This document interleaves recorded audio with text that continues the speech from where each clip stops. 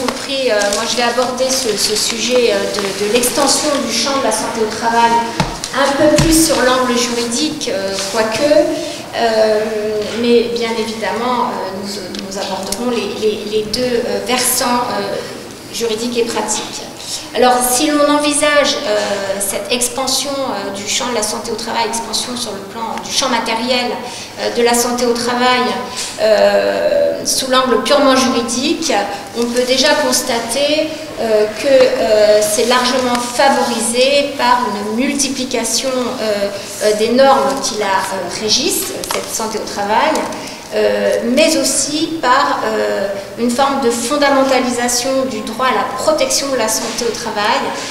largement consacrée par différentes normes supranationales. Pour n'en citer que quelques-unes, la charte des droits fondamentaux de l'Union européenne, multiples conventions de l'Organisation internationale du travail auxquelles la France a adhéré, et puis une constitutionnalisation aussi de ce droit à cette protection de la santé à travers, en droit interne, l'alinéa 11 du préambule de la Constitution de 1846. Par ailleurs, récemment, c'est-à-dire en 2022, la Conférence internationale du travail a élevé au rang de principe et droit fondamental au travail cette santé au travail. Et cela va nécessairement engager les États membres de l'OIT dans l'amélioration, la promotion d'un environnement de travail sûr et sain. Alors, compte tenu de ce contexte, les attentes de la société contemporaine donc, sont à l'image de cette expansion du champ de la santé au travail, et il va être dès lors exigé de l'entreprise, de l'employeur, une démarche de prévention des risques professionnels tout à fait efficace, pertinente, adaptée, renouvelée constamment, réinterrogée constamment. Cela dit, adossée, on l'a vu avec ce virage en 2015, adossée à une logique d'objectifs à atteindre et non plus de résultats comme cela prévalait en droit positif avant 2015. Donc je reviendrai mais très rapidement sur cette expansion du champ de la santé au travail en droit positif et dans la jurisprudence, parce que c'est des choses qui sont maintenant connues et stabilisées. J'aborderai quelque chose qui me paraît important, c'est que compte tenu aussi de ce contexte, aujourd'hui, si l'employeur reste évidemment le débiteur principal de ce qu'on appelle l'obligation de sécurité, l'expansion des contours de cette santé au travail, sa complexité, la nécessité de l'aborder de façon extrêmement plurielle, globale, dans toutes ses dimensions, va exiger, nécessiter que ce sujet, la santé au travail, devienne un véritable objet de dialogue social et professionnel pour qu'elle soit tout simplement beaucoup plus efficace et vraiment ancrée dans le travail tel qu'il se présente réellement. C'est mon deuxième point. Et troisièmement, mais j'irai très vite, troisièmement, la fondamentalisation donc, de ce droit à la protection de la santé au travail impose aussi, dans certaines situations, de sortir du strict cadre juridique de l'obligation de sécurité de l'employeur qui relève qui est issu d'un lien de subordination juridique. Alors, premier point, l'expansion du champ matériel de la santé au travail, mais adossée à une logique d'objectifs à atteindre. Alors, on le sait, pour mémoire, aujourd'hui, il est acté dans les textes et dans la jurisprudence que, au-delà de la protection de l'intégrité physique, il s'agit aussi de protéger la santé mentale. Mais la société, aujourd'hui, attend plus et attend une forme de bien-être au travail qui va donc envisager non plus les sujets de santé à proprement parler, mais aborder les conditions de travail tant dans leur aspect individuel que collectif. Alors, qu'est-ce que ça veut dire? C'est les sujets qui sont l'articulation vie professionnelle, vie personnelle,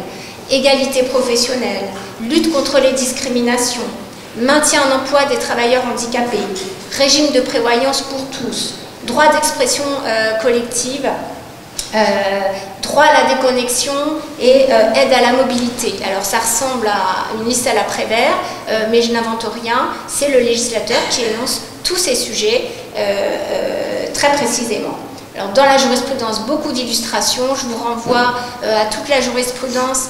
s'agissant de l'équilibre vie pro, vie perso sur le contrôle de la charge de travail, en particulier pour les cadres soumis au forfait jour. Il y a eu beaucoup de jurisprudence ces dernières années sur ces questions-là. Sur l'organisation du travail en tant qu'elle doit exclure toute forme de management brutal, individuel ou institutionnel. Il y a des affaires évidemment régulièrement à hauteur de cassation, y compris devant la chambre criminelle de la Cour de cassation. On attend d'ailleurs à ce titre la décision de la chambre criminelle sur le pouvoir relatif à la procédure France Télécom. Il est attendu de l'employeur qui prenne véritablement en charge tous les risques qui soient non seulement intrinsèques au travail, mais éventuellement les risques intrinsèques à la personne, les fragilités qu'elle peut éprouver dans sa santé personnelle, dès lors qu'il y a une incidence sur les conditions de travail. Et là, je vous renvoie à la jurisprudence tout à fait dense et fournie sur l'inaptitude ou sur les aptitudes qui sont avec réserve et qui entraînent à la charge de l'employeur une obligation de réaménager le poste pour le rendre adapté à la situation, à l'état de santé du salarié. La prise en charge même des risques qui sont totalement exogènes est attendue. Et là, nous l'avons vécu avec la pandémie du Covid-19. Le ministère du Travail a élaboré, en concertation avec les partenaires sociaux, un plan national un protocole national de santé et sécurité au travail, où toutes sortes de recommandations étaient émises à l'adresse des employeurs, précisément pour protéger les salariés contre un risque de contamination. Et puis, ce qu'on voit tous les ans, l'été, les instructions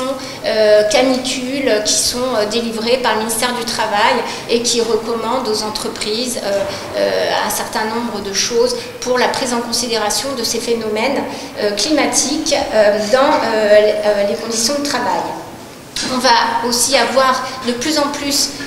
des risques à traiter, à prendre en charge liés au vieillissement de la population, à l'usure de la population parce qu'on va travailler de plus en plus tard, et puis les conduites addictives possibles ayant des répercussions sur le travail. Alors, donc un champ extrêmement large, une obligation de l'employeur tout à fait exigeante, mais depuis 2015 et l'arrêt Air France du 25 novembre 2015, la fin d'une logique de résultat pour une logique d'objectif à atteindre, et donc ce qui va être évalué pour l'engagement de la responsabilité de l'employeur, c'est bien ce qui va être déterminant, c'est jusqu'à quel point il a engagé une démarche de prévention et appliqué l'ensemble des principes généraux de prévention tels qu'ils sont listés dans le Code du travail et issus de la directive 4 de 1989. Et c'est donc à l'aune de cette démarche globale que la responsabilité de l'employeur va être vérifiée. D'où l'importance extrême que les juges doivent apporter au document unique d'évaluation des risques professionnels, à la formation qui est délivrée aux salariés. Et d'ailleurs, sur ce point, beaucoup d'affaires correctionnelles liées à des blessures involontaires ou homicides involontaires sont jugées avec des déclarations de culpabilité au regard de cette absence de formation des salariés. cette logique d'objectif à atteindre, elle n'est pas moins exigeante que ce qui prévalait avant. Elle est tout à fait exigeante parce qu'elle doit être continue, en permanence réévaluée, réinterrogée, réadaptée à l'évolution des techniques, à l'évolution de la composition, les salariés qui composent la communauté professionnelle, leurs qualifications, leur niveau de formation, etc. Donc c'est une démarche exigeante et les juges doivent être exigeants sur ce point. La jurisprudence rappelle que cette démarche de prévention ne peut être déléguée à un tiers, à l'entreprise. Là, c'est une décision récente de la deuxième chambre civile du 16 novembre 2023. Et la chambre sociale a eu l'occasion de dire que l'imprudence commise par le salarié ne minore pas donc l'obligation de sécurité de l'employeur, tout récemment, décision du 15 novembre 2023. Voilà, le panorama est posé. Alors, dans ce contexte juridique et sociologique, et eu égard donc vraiment aux mutations qu'on vit, qui sont en cours, notamment sur les nouvelles technologies qui ont un impact fort sur l'organisation du travail, sur les conditions de travail, il nous paraît tout à fait important et voire essentiel que ce sujet de santé au travail fasse l'objet d'un véritable dialogue social et professionnel. Et là, ça a été particulièrement présenté et je veux dire, signalé, plus que ça, je ne trouve pas le terme, par l'accord national interprofessionnel de décembre 2020, si je ne me trompe pas, qui rappelle qu'il y a lieu de promouvoir une prévention primaire opérationnelle au plus proche des réalités du travail. Les principaux acteurs et pilotes sont les salariés, les employeurs, leurs représentants. Il faut favoriser donc une logique de prévention primaire qui s'attaque en amont aux causes profondes de ces risques. Et la prévention doit être absolument centrée sur les réalités du travail. Donc il faut développer une culture de la prévention, tout ça ce sont les termes de l'ANI. Culture de la prévention, donc, qui s'appuie sur un dialogue social qui implique donc l'ensemble des acteurs, salariés, employeurs, représentants, afin qu'ils construisent donc une politique de prévention en santé au travail adéquate. Pour cela, bien sûr, nous avons des instances représentatives du personnel, enfin l'instance fusionnée des représentatifs du personnel, à savoir le CSE, qui a multiples casquettes, donc avec des fonctions à la fois consultatives, régulatrices, préventives, investigatrices. La fusion des instances dans l'esprit du législateur était précisément d'élever au rang des décisions stratégiques au même titre que les décisions économiques ces questions de santé au travail pour qu'ils puissent être vraiment évaluées, que toutes ces questions combinées économiques et de santé au travail soient évaluées de façon globale et combinée. Les syndicats ont évidemment un rôle extrêmement important à jouer à travers la négociation d'accords collectifs sur la qualité de vie et les conditions de travail. Le législateur, à ce titre, a laissé quand même une grande liberté aux partenaires sociaux pour organiser cette négociation collective, la temporalité, les sujets à mettre en place, les prises en charge et les questions à aborder de façon collective. Néanmoins, on constate au bilan de la négociation collective de 2022, alors j'ai pas eu le temps de regarder le 2023 qui vient de tomber, mais en 2022, il était quand même noté que les partenaires sociaux avaient un petit peu de mal à s'emparer de cette grande liberté qui était laissée par le législateur, et sur 89 000 accords, d'une façon générale, 5 900 seulement ont concerné les conditions de travail. Sur ces 5 900, 62% de ces accords relevaient de la mise en place du télétravail, 29% abordaient le droit à la déconnexion. Les autres accords touchent la politique générale de la prévention, la pénibilité et les risques psychosociaux.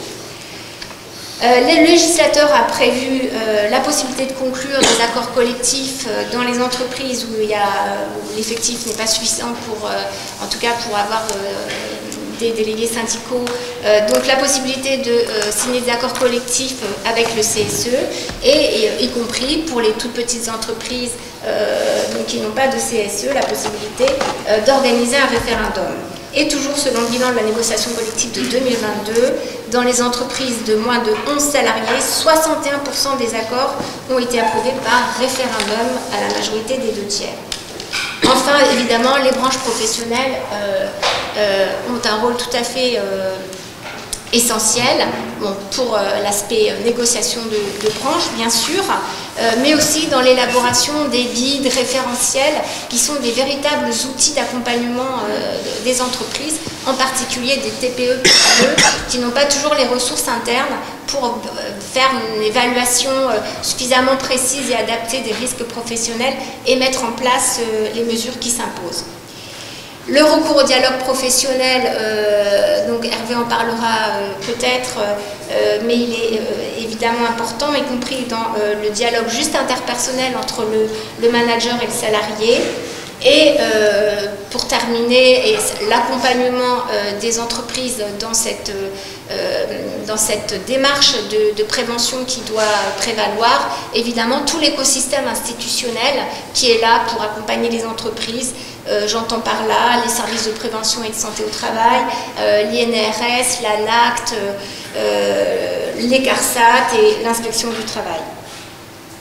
Alors, lorsqu'on a vu à quel point les contours de la santé au travail étaient tout à fait larges et qu'il y avait une véritable reconnaissance de la fondamentalisation du droit à la protection de la santé au travail et son caractère universel, il s'est imposé dans certaines situations de sortir du cadre strictement de l'obligation de sécurité. Même si aujourd'hui en droit positif, on reste évidemment sur un critère qui reste l'obligation de sécurité est adossée au contrat de travail,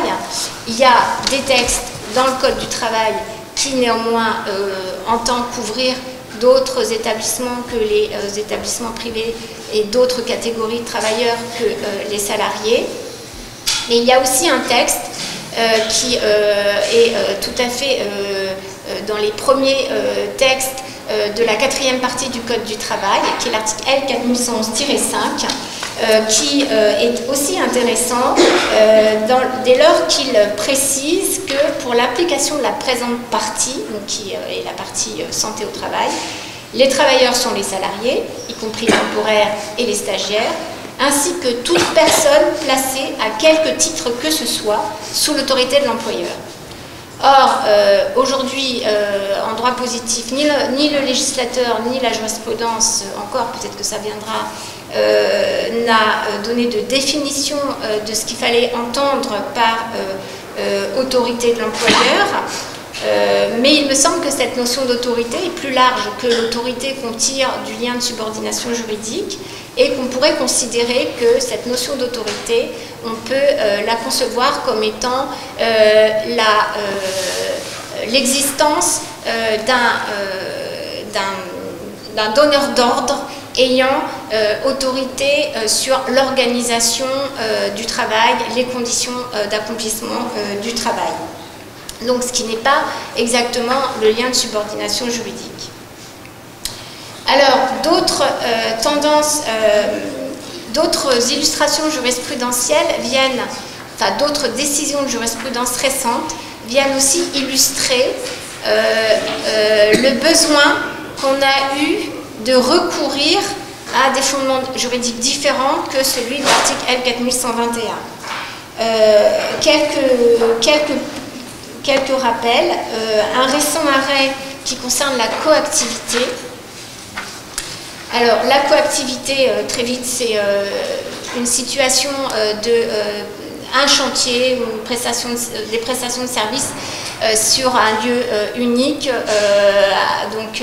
à la demande d'une société qui est donneuse d'ordre, avec des salariés qui viennent d'entreprises diverses et qui sont donc dans des liens contractuels différents. Une réglementation très précise sur ces questions-là. Et la Chambre sociale, à 8 février 2023, a mis le principe d'une action directe des salariés d'une entreprise extérieure à l'encontre de la société donneuse d'ordre, l'entreprise utilisatrice, en réparation du dommage subi du fait de l'exposition par cette société donneuse d'ordre à un risque professionnel. Et on ne pouvait pas passer par l'obligation de sécurité qui est adossée au contrat de travail, et la Chambre a considéré, validant la Cour d'appel, que le droit commun de la responsabilité extra-contractuelle permettait cette action directe en réparation d'un préjudice d'anxiété lié à une exposition au risque par la société donneuse d'ordre. La bonne foi contractuelle, la loyauté contractuelle peut être aussi lorsque les manquements de l'employeur ont généré une atteinte à l'intégrité morale. La bonne foi contractuelle peut aussi être mobilisée pour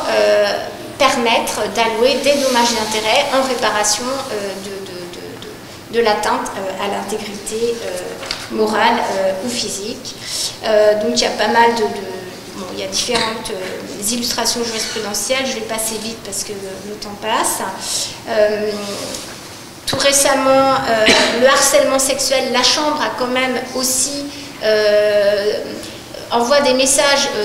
en ce moment selon lesquels le harcèlement sexuel est pris extrêmement au sérieux, et la Chambre sociale a été amenée à dire que ça constituait nécessairement une faute grave, en particulier quand le harcèlement sexuel venait du supérieur hiérarchique. Donc il y a un contrôle quand même de la Chambre sur les appréciations des juges du fond quant aux conséquences juridiques qui sont tirées de ces situations-là. Il y a même été jusqu'à introduire une forme de contrôle sur le licenciement sans cause réelle et sérieuse à l'occasion d'une situation de harcèlement moral. Et puis encore tout récemment, la Chambre a admis qu'une atteinte à travers un harcèlement moral qui s'adresse à un salarié en particulier peut constituer une atteinte à un intérêt collectif, à l'intérêt collectif d'une communauté professionnelle, en admettant que le syndicat, qui est représentatif dans l'entreprise, exerce, l'action du syndicat était recevable en réparation du dommage causé par l'intérêt collectif, dommage porté à l'intérêt collectif de la profession. Donc ces sujets de santé, c'est là qu'on voit qu'il y a quand même une fondamentalisation de ces questions-là, avec donc tout cet arsenal de décisions avec des fondements juridiques différents, qui ne sont pas uniquement l'obligation de sécurité, mais bien la loyauté, la dignité, l'égalité de traitement, et qui devrait être en mesure de couvrir le maximum de travailleurs, y compris ceux qui ne sont pas couverts par un contrat de travail. Dernier point, et j'en ai fini, je vous rappelle que la France a signé la convention numéro 190 de l'OIT relative à l'élimination de la violence et du harcèlement, qui a un très large champ d'application, qui protège, je cite, les travailleurs et autres personnes dans le monde du travail, c'est-à-dire les personnes qui travaillent, quel que soit leur statut contractuel, les personnes en formation, les stagiaires, les apprentis, les bénévoles, les personnes à la recherche d'un emploi, les candidats à l'emploi, les individus exerçant l'autorité, les fonctions ou les responsabilités d'un employeur. Et ça couvre tous les lieux où s'exerce le travail, mais aussi les lieux où le travailleur prend ses pauses, ses repas, utilise des installations, etc. Donc tout ça pour dire qu'on est dans quelque chose, un droit positif qui est en train de monter sur ces questions-là, avec pour les juges une difficulté, c'est qu'il faut articuler toutes ces normes entre elles et tous ces fondements juridiques, et ça n'est pas toujours simple, avec le risque de mettre en place des régimes à plusieurs vitesses, parce que les régimes probatoires ne sont pas forcément les mêmes en fonction des fondements juridiques qu'on mobilise. Mais comme l'introduisait Hervé.